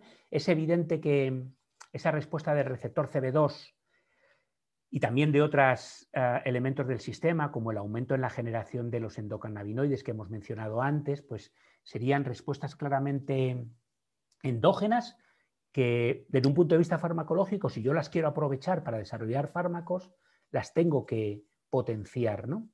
Sería una respuesta adaptativa que se dirige a restaurar la homeostasis de las células o de los tejidos, por tanto yo tengo que potenciarla con agonistas del receptor CB2 o con inhibidores de la degradación de los endocannabinoides para que estos estén elevados más tiempo. Pero también puedo tener respuestas que sean contrarias. Cuando les digo que el sistema endocannabinoide es una suerte de sistema neuroprotector endógeno, no quiero trasladarles la idea de que no hay momentos en los que el sistema funciona mal y como tal el mal funcionamiento del sistema también de alguna manera subyace a la aparición de ciertas enfermedades de tipo neurodegenerativa. Eso también se ha visto. Hay algunas respuestas como por ejemplo la elevación de las enzimas de degradación, la FAH, la FA o la monoacilglicerol lipasa, esta enzima que tienen aquí, cuando se elevan degradan los endocannabinoides. Y eso nosotros hemos visto que ocurre en las atasias espinocerebelosas. Y cuando eso ocurre, digamos que el papel neuroprotector de los endocannabinoides se ve disminuido. También ocurre cuando hay cambios, disminuciones generalmente en el receptor CB2. Estas sí que serían respuestas de alguna manera que nos hablan de mal funcionamiento, ¿vale? Y ya no, ahí no puedo potenciarlas, tengo que corregirlas, tengo que trabajar en la dirección opuesta. Y lo puedo hacer también con los cannabinoides, puedo intentar evitar con inhibidores de la FA o de la monoacilglicerol lipasa o con agonistas del receptor CB1, puedo intentar corregir esos fenómenos. Esto se ha visto en un conjunto de enfermedades y aquí tienen ejemplos concretos de ellos. Se ha visto, por ejemplo, la enfermedad de Huntington, la reducción en la actividad del receptor CB1. Eso significa más corea y más daño citotóxico, con lo cual activando CB1 puedo controlar eso. Se ha visto en Parkinson, en este caso con un aumento de la actividad, por eso necesito utilizar antagonistas, o se ha visto, como les decía antes, en las atasias espinocerebelosas, el aumento de las enzimas de degradación, por lo tanto el daño en el cerebelo, con la inhibición puedo conseguir un fenómeno característico. Incluso hace poco, relativamente poco tiempo, ya se ha descrito el primer error genético, la primera enfermedad genética que afecta al sistema endocannabinoide. Es una enfermedad que tiene que ver con este gen que tienen aquí, el ABHD12, es un componente minoritario, es una enzima de degradación que es un componente minoritario del sistema endocannabinoide. Da una enfermedad que se conoce con este acrónimo, PARC, PHRC, viene de polineuropatía, la P de polineuropatía, la H viene de hearing loss, pérdida de la audición, la A viene de atasia, hay deterioro del control de la marcha, hay atasia y descontrol motor, la R de retinopatía y la C de cataratas, hay daños por tanto auditivos, hay daños oculares, hay daños a nivel cerebelar y hay daño a nivel de la inervación periférica. Y bueno, se conoce hoy cuál es el mecanismo, básicamente una mutación por pérdida de función en este gen característico. Ya para cerrar, el último de las propiedades de los cannabinoides que lo avalan como una buena estrategia neuroprotectora y neuroreparadora, y es que todo lo que les he contado hasta ahora probablemente es así. Todo tiene sentido si analizamos dónde están localizados los diferentes elementos del sistema endocannabinoide. Están localizados en los sustratos celulares, donde son necesarios. Es decir, esta función es posible y que podamos manipularla farmacológicamente es, digamos, un objetivo de futuro porque tenemos las dianas localizadas donde realmente son eficaces, ¿no? Esto es clave para entender esto. Y se lo voy a resumir con esto. En las neuronas tenemos el receptor CB1 localizado en el terminal. En las neuronas glutamatérgicas, cuando activamos ese receptor, inhibimos la liberación de glutamato, ya sabemos el efecto que tiene eso sobre la supervivencia de las neuronas. Lo mismo nos ocurre con los astrocitos, que expresan tanto CB1 como CB2. Cuando se activan estos receptores, mejora el apoyo metabólico que los astrocitos dan a las neuronas, la comunicación entre estos dos compartimentos celulares, generan neurotrofinas, factores neurotróficos que son protectores, inhiben ciertas quimioquinas como la fractalquina y otras, o mejoran la recaptación del glutamato, efectos todos ellos beneficiosos desde el punto de vista de la neuroprotección. Lo mismo en la glía, donde no solo tenemos CB2 y además elevado cuando hay daño, también tenemos GPR55 y también tenemos los receptores nucleares. Sabemos que inhiben todo el ambiente proinflamatorio que se produce cuando se activa la microglía y además permite la transformación de las células de microglía del fenotipo M1 al fenotipo M2. Y también les he mencionado antes la barrera hematoencefálica, los elementos celulares, los compartimentos celulares que determinan el control para que no se infiltren células, para que no se infiltren tóxicos, ¿vale? Pues ahí también están los elementos del sistema endocannabinoide con el objetivo de mantener la integridad de la barrera hematoencefálica, el aclaramiento metabólico y el control de la infiltración celular, muy importante en estas enfermedades.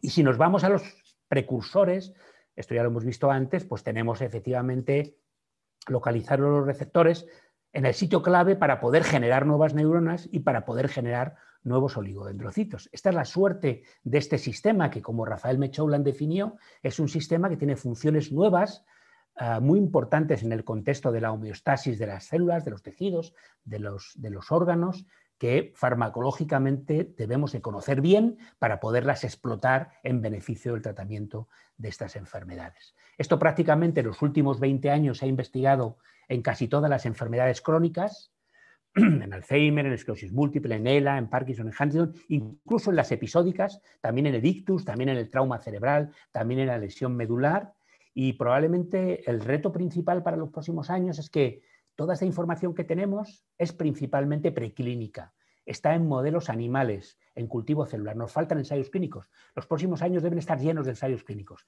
y para esos ensayos clínicos debemos mejorar también con ese comentario que les hice antes acerca de empezar esos tratamientos cuanto antes, porque si empezamos los tratamientos en Alzheimer muy tarde, los cannabinoides se van a caer igual que se caen el resto de fármacos. Necesitamos la definición, digamos, de la enfermedad mucho antes de lo que nos marcan los parámetros actuales.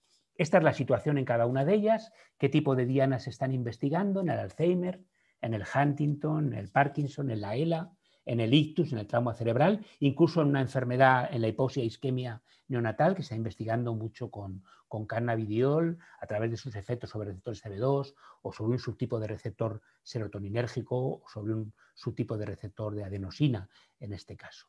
Y ya esta es la última diapositiva.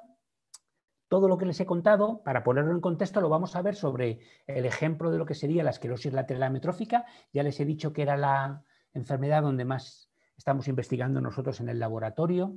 El carácter pleiotrópico de los cannabinoides les va a permitir realmente ser eficaces en esta enfermedad, que es una enfermedad multifactorial. Las neuronas, las motoneuronas se mueren por muchas causas que podemos controlar probablemente en una mayoría importante con cannabinoides. Lo podemos controlar mejorando, por ejemplo, la funcionalidad de los astrocitos, activando los astrocitos, activando los receptores cannabinoides en los astrocitos, podemos hacer que generen mediadores pro supervivencia, mediadores antiinflamatorios, mejoren el aporte trófico de las neuronas, sustratos metabólicos como cuerpos cetónicos, como lactato, lo pueden aportar a las neuronas para mejorar su homeostasis. Actuando sobre la neurona presináptica glutamatérgica, vamos a disminuir los niveles de producción de glutamato que sabemos que dañan a las neuronas, con lo cual reduciremos la muerte. Actuando de nuevo sobre el astrocito, mejoraremos la recaptación de glutamato, que es un elemento muy importante para eliminar glutamato de la brecha sináptica en sinapsis glutamatérgicas. Ambos mejorarán claramente la citotoxicidad.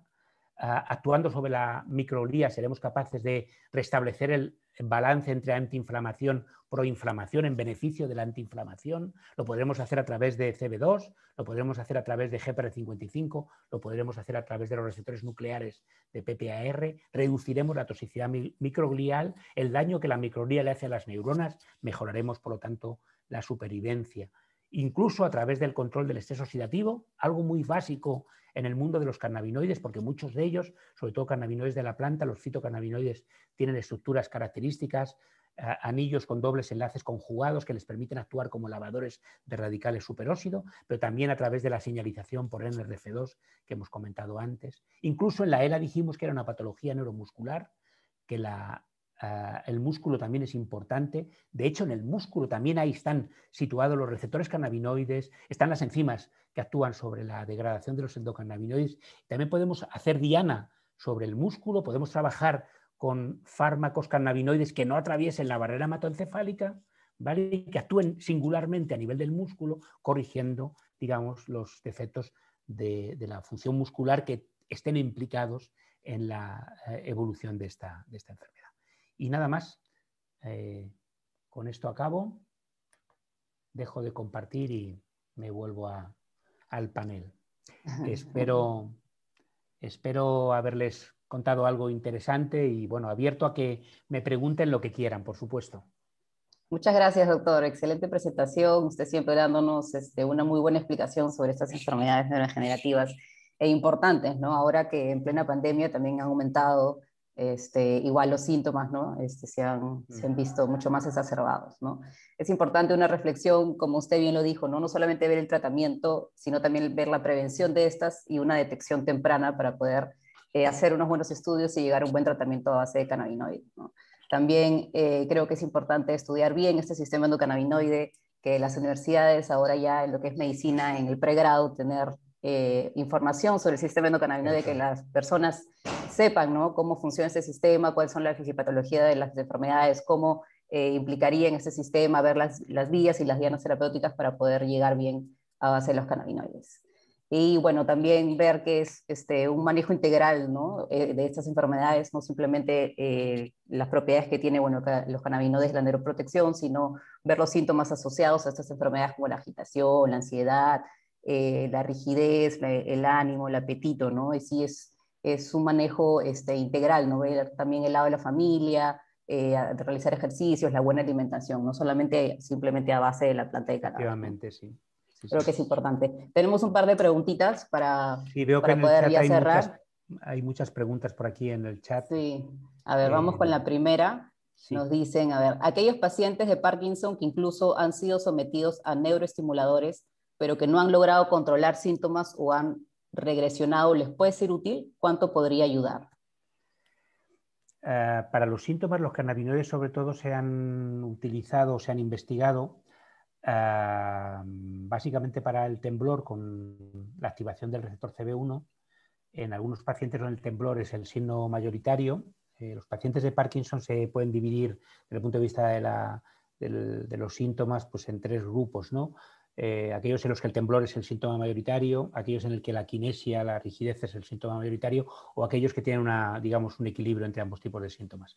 Bueno, pues en aquellos donde el temblor es relevante, la activación del receptor CB1 se ha propuesto como forma de control del temblor. Es verdad que se han hecho algunos ensayos clínicos y no han sido muy exitosos, pero algunos pacientes lo están utilizando para eso.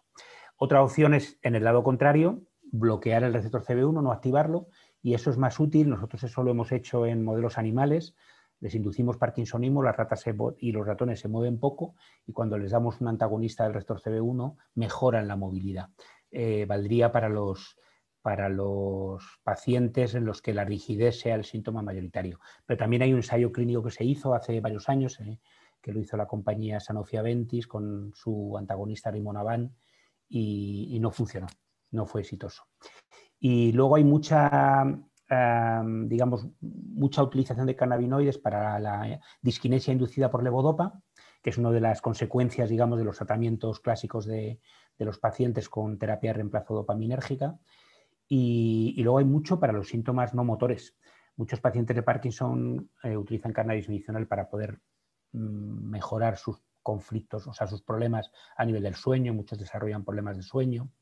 Entonces hay mucho a ese nivel en Parkinson, porque luego podremos extenderlo a otras enfermedades. He visto que había alguna pregunta sobre Alzheimer, también para síntomas. En Alzheimer se ha investigado principalmente agonistas CB1 para mejorar el apetito. Una de las cosas que los pacientes de Alzheimer es que no olvidan lo de comer, porque no sienten la sensación, por su deterioro cognitivo, la sensación de hambre. Entonces, el incremento de la sensación de hambre, que es un efecto clásico de los cannabinoides, pues de alguna manera se ha investigado, y hay un ensayo clínico. Recuerdo un trabajo de hace varios años, 1997, un ensayo clínico o un estudio clínico en el que se mejoraba significativamente el apetito en pacientes con deterioro cognitivo. Y luego, en el otro lado, hay también para la pérdida de memoria, para los síntomas de pérdida de memoria, algún ensayo hecho con Rimonabant, con bloqueantes del receptor CB1, para el tratamiento, en este caso, de ese síntoma de la enfermedad, que es un síntoma muy específico de un momento determinado de la evolución de la enfermedad. Sí. Excelente, doctor. A ver, tenemos aquí otra pregunta. Doctor, por lo que comentó de pruebas de CBD en perros con ELA, no se supo, bueno, me refieren de que el THC es el que tiene mayor efecto protector. Sí, nosotros hicimos hace tiempo un estudio clínico con perros. El estudio clínico fue con material post-mortem de los perros, porque hay un biobanco que almacena muestras de perros que han sufrido mielopatía degenerativa. Esta enfermedad está en la canina, y vimos que se producían los mismos efectos que ya habíamos visto en muestras humanas post-mortem, es decir, elevación del receptor CB2, pérdida del receptor CB1, alteración en las enzimas, vimos todo eso. Y nuestra idea era hacer un ensayo, un estudio clínico, bueno, no sé si se debe llamar clínico hablando de perros, pero bueno, un estudio, digamos, para desarrollar un medicamento que además aportara información para pasarlo a la clínica humana en este caso, con la mielopatía, para una mielopatía degenerativa, y lo queríamos hacer con Satives, o sea, con la combinación THC-CBD, extractos botánicos de ambos. El CBD solo no creo que funcione demasiado bien. En nuestra experiencia en la ELA en general es que el CBD solo no funciona bien. Tiene que ser CBD con algo, y ese algo suele ser THC. La activación del receptor CB1 en todos nuestros estudios es un componente muy importante del tratamiento, digamos, de los pacientes de ELA. Solo se puede sustituir con la activación del receptor CB2, pero CBD no activa ni uno ni otro, con lo cual probablemente los efectos pleiotrópicos del CBD necesitan de alguna manera compensarse, o combinarse con THC o con otro tipo de cannabinoide. De lo que me refería, quizá lo he inducido yo mal, porque lo que me refería de CBD era sobre todo en dolor artrítico en perros, en osteoartritis, básicamente lo están haciendo. Aquí en la clínica, el Hospital Clínico Veterinario de la Complutense, hay muchos veterinarios que ya lo están utilizando para el tratamiento del dolor en los perros. Excelente, excelente que también en la veterinaria también se esté utilizando, ¿no? Sí, excelente. Sí. A ver, tenemos acá otra pregunta que dice, doctor, buenas tardes. Con todos los estudios realizados, ¿la fibromialgia es considerada enfermedad neurodegenerativa? Si no lo es, ¿por qué no lo consideraría? ¿Y cómo los cannabinoides podían aportar en esta enfermedad? Se está investigando mucho, pero no porque sea una enfermedad neurodegenerativa. Se investiga porque el dolor ha sido una de las áreas principales de desarrollo de los cannabinoides de siempre. Digamos que es una de las... El efecto antiemético, el efecto progresígeno de los cannabinoides y el efecto analgésico han sido, digamos, los ejes principales del desarrollo, bueno, históricamente, además también por la utilización, digamos, de los cannabinoides, la automedicación con cannabinoides, utilización desde hace ya muchos años por civilizaciones anteriores a la nuestra, han sido siempre dirigidos hacia esta cuestión. Entonces, sí que hay estudios fibromialgia, y muchos estudios están recogidos en el documento que mencionaba antes Mariana de GEAL Canadá. Está recogido ahí todos los experimentos hechos para la fibromialgia, pero desde el punto de vista de control del dolor. No se han hecho cosas por la consideración de esta enfermedad como una enfermedad degenerativa. Que yo sepa, vamos. Y no hay modelos experimentales, digamos, que permitan avanzar a ese nivel en preclínica. Que yo conozca al menos. Claro, excelente. Tenemos a ver un par de preguntitas más, las últimas ya. Con respecto a la epilepsia, se ha probado bastante el CBD como antiepiléptico. ¿Qué pasa con el THC en este caso? Sí, el problema, a ver, el CBD, que saben que está desarrollado como Epidiolex por la compañía GW Pharmaceuticals para el tratamiento de Dravet, de Lennox-Gastaut, de estos síndromes epilépticos infantiles, digamos que sus propiedades antiepilépticas se conocían de hace muchos años. Hubo un estudio clínico que se hizo en Brasil hace los años 80, los años 70, yo creo muy histórico ese ensayo clínico y fue muy eficaz. CBD es claramente antiepiléptico. THC también, y THCV y algún otro cannabinoide también son antiepilépticos. El problema es que el CBD, su acción antiepiléptica es diferente a la que pueden realizar el THC y el THCV, por ejemplo, la tetrahidrocannabivarina.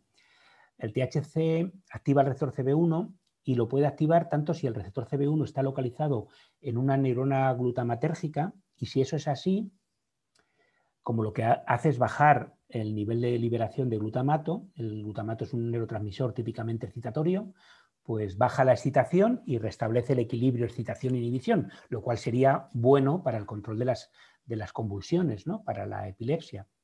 Pero el receptor C1 también está localizado en las neuronas GABAérgicas inhibitorias. Si se activa ese receptor, baja el GABA y tenemos el efecto contrario. Entonces, dependiendo los modelos experimentales, dependiendo las dosis, la acción del THC sobre la epilepsia es una acción dual. A veces tiene efectos anticonvulsivantes y a veces son proconvulsivantes. Por eso nunca se le ha conseguido llevar a la clínica. El que ha llegado a la clínica realmente es el CBD, que no tiene ese efecto. Lo hace a través de otra serie de mecanismos que no son muy bien conocidos. Esa es la realidad.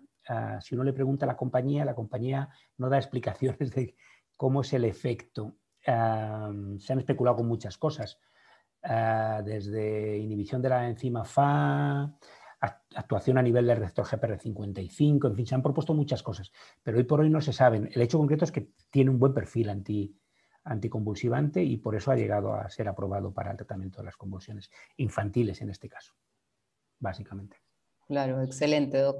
Y bueno, acá tenemos otra preguntita más. Dice, ¿qué opina usted sobre la adición de fitopreparados cannabinoides en personas sobre los 60 años, por ejemplo, como preventivo de estas enfermedades neurodegenerativas? El problema básico es que o sea, ningún organismo regulador nos va a aprobar hacer un ensayo clínico para poder ver si un tratamiento con fitocannabinoides hecho de forma preventiva puede hacer que se retrase la aparición de enfermedades. Es verdad que en Estados Unidos está haciendo ahora un estudio clínico, no es un ensayo, es un estudio clínico con la metformina, que la FDA lo ha aprobado. No conozco muy bien los detalles y no sé cuál ha sido, digamos, la estrategia que han utilizado los clínicos para poderlo hacer, para que se lo aprobaran, porque claro, lo que dicen, digamos, la enciclopedia de las agencias reguladoras es que estos ensayos clínicos se tienen que realizar sobre pacientes y uno no es paciente hasta que le han diagnosticado la enfermedad. Entonces, hoy por hoy las enfermedades neurodegenerativas se diagnostican, en el caso del Alzheimer, cuando hay olvido de memoria y cuando aparecen los síntomas, y entonces en ese momento ya hay el diagnóstico de Alzheimer y ya el paciente puede ser reclutado para los ensayos clínicos. Pero a lo mejor es demasiado tarde. Y en el Parkinson lo mismo, es cuando aparece el lentecimiento motor, los problemas de temblor, o en los enfermos de Huntington, la corea, incluso en una enfermedad genética como el Huntington, que se puede saber si uno la va a pasar, incluso más o menos se puede predecir cuándo le va a empezar los síntomas, porque si en la familia ha habido casos de Huntington, pues uno puede hacerse un ensayo y ver si es portador del gen de la huntingtina, de la mutación, vamos, del gen de la huntingtina. Y como es dominante esa mutación, en realidad, sabiendo el número de repeticiones, haciendo un análisis del gen, se puede saber el número de repeticiones que tiene, del TTCAG, 44 repeticiones, pues probablemente a los 60-65 años me van a empezar los primeros síntomas, desgraciadamente. Las agencias no aprobarían un ensayo preventivo no solo con un cannabinoide, con cualquier compuesto, porque digamos, el análisis genético no sustituye al diagnóstico clínico, hasta donde yo sé. Yo no soy clínico, soy un investigador, soy bioquímico, me dedico a la investigación preclínica, pero hasta donde yo sé, yo creo que el análisis genético no sustituye al diagnóstico clínico. Hasta que no aparecen los síntomas no es ese diagnóstico, con lo cual es raro que una agencia permita empezar. ¿Funcionaría eso? Nosotros los tratamientos con los modelos animales los hacemos siempre a 2 niveles. Empezamos el tratamiento antes de que aparezca la sintomatología y luego reproducimos si una vez aparecido la sintomatología el tratamiento es eficaz para detenerla. En algunos casos nos ocurre que solo es eficaz cuando empezamos antes y no cuando empezamos después. En otros casos nos ocurre que vale en los 2 casos, ¿no? Tanto si lo damos antes como si lo empezamos después, nos funciona para hacer que los ratones evolucionen más lentamente. Es un tema interesante a tener en cuenta, pero hoy por hoy no tiene solución a nivel clínico, pienso. Creo que las agencias no autorizarían ensayos clínicos de forma preventiva. Una persona ya lo quiere consumir por automedicación, ya eso entra dentro de la esfera personal. Yo ya ahí no puedo opinar. Necesitaríamos ensayos clínicos para ver que eso es así. Tenemos que distinguir en ese tema un poco los ámbitos, ¿no? Una cosa es que un paciente se beneficie, decida libremente, o la familia pues tratarse con automedicación porque con el aconsejo o no del médico. Y otra cosa es intentar llevar la medicina cannabinoide al conjunto de la población, al conjunto de las enfermedades donde puede haber beneficios para que todos los pacientes se beneficien. Entonces, en ese contexto, para llegar a eso necesitamos ensayos clínicos que certifiquen que lo que se puede ver en un paciente de forma limitada, pues también existe en el resto, o sea, es extensible al resto de pacientes o a una proporción importante de pacientes, ¿no? Esta parte queda por hacer, hay que hacerla y hay que hacerla hoy por hoy con los estándares que tenemos para hacer esos ensayos. Eso es. Listo, doctor. Muchísimas gracias. Excelente. Muchas gracias por responder las preguntas. Si hayan quedado algunas preguntas, no sé si sería factible enviárselas por mail y nos pueda responder. No tengo ningún problema. Veo aquí una pregunta sobre glaucoma que puedo contestar en nada, muy rápido. Claro. De Cristian Carvajal, una pregunta sobre la aparición de los cannabinoides en el glaucoma. Se sale un poco del contexto de lo que sería enfermedades neurodegenerativas, aunque es verdad que las enfermedades oculares muchas veces acompañan a las enfermedades neurodegenerativas, como por ejemplo el caso de las atasias. En el glaucoma está bien demostrado que los cannabinoides, sobre todo los que activan el receptor CB1, disminuyen la presión intraocular y por lo tanto podrían ser útiles. Que yo sepa, no se ha llegado a hacer ensayos amplios, son muy limitados los ensayos, pero en modelos experimentales se han hecho muchas cosas. Recuerdo un grupo finlandés que hace varios años publicó, utilizando conejos, precisamente pues efectos muy importantes de distintos tipos de cannabinoides sobre el glaucoma. La gran ventaja es que aquí se pueden utilizar tratamientos tópicos, con lirios directamente. Aunque los cannabinoides no se llevan bien con el agua, se disuelven mal en el agua, pero hay formas de poderlo, pues que permitirían un uso local y evitar los problemas de efectos secundarios de tipo psicoactivo. En fin, es una de las enfermedades donde probablemente se podría progresar. Y bueno, a nivel experimental se ha visto que son eficaces. Sí. Listo, doctor, excelente. Muchísimas Muy gracias bien. nuevamente. Nada. Esperamos verlo a tener pronto. Muchas gracias por toda la información que nos ha dado. Muchas gracias. Le doy pase a Estefanía para hacer el cierre. Fenomenal. Si hay alguna pregunta, de todas maneras, no tengo ningún problema en que me mandéis. Se las puedo mandar por el mail. Sí, y si las me lo mandas por respondemos mail, por ahí. yo contesto personalmente. Sí, sin ningún problema. Muchísimas gracias. Fenomenal. Bueno, muchas gracias, doctora Prialé y doctor Fernández. De verdad que ha sido una excelente presentación y su entusiasmo, doctor, de cómo nos explica el papel de los cannabinoides, de verdad que nos entusiasma también a nosotros, que vemos pacientes todos los días, ¿no? Y vemos mejorías, que de alguna manera, de repente no es la evidencia más fuerte, pero se está creando. Y va de la mano con lo que usted hace en sus estudios y otras personas están realizando actualmente. Entonces, todos están escribiendo que muchas gracias en el chat, que hay información muy valiosa. Les quiero recordar que este video va a estar en el canal de YouTube de la APMedCam y también en la página web. Y si hubieran preguntas, nos pueden escribir al correo electrónico y vamos a subir todo por escrito en la página web. Así que nos vemos el 20 de agosto, que es el siguiente webinar. Aún no hemos publicado cuál va a ser el tema, pero por ahí que oftalmología puede ser un buen tema, ya que surgió la pregunta del glaucoma. Así que tengan buenas tardes. No sé si ya es buenas noches en España, doctor. No, Muy todavía es de día, todavía es nuevamente. de día. Todavía, sí. Que estén muy bien. No tengo más que agradecerle por su tiempo. Muchas Sí, gracias a muchísimas todos gracias. por su participación y nada, espero que todo vaya bien por allí, que se cuiden mucho y nada, estoy a su disposición para cualquier cosa que puedan necesitar. Muchas gracias. Muchísimas gracias, doctor. Cuídense. Hasta luego. Chao, chao a todos. Otra. Gracias. Chao.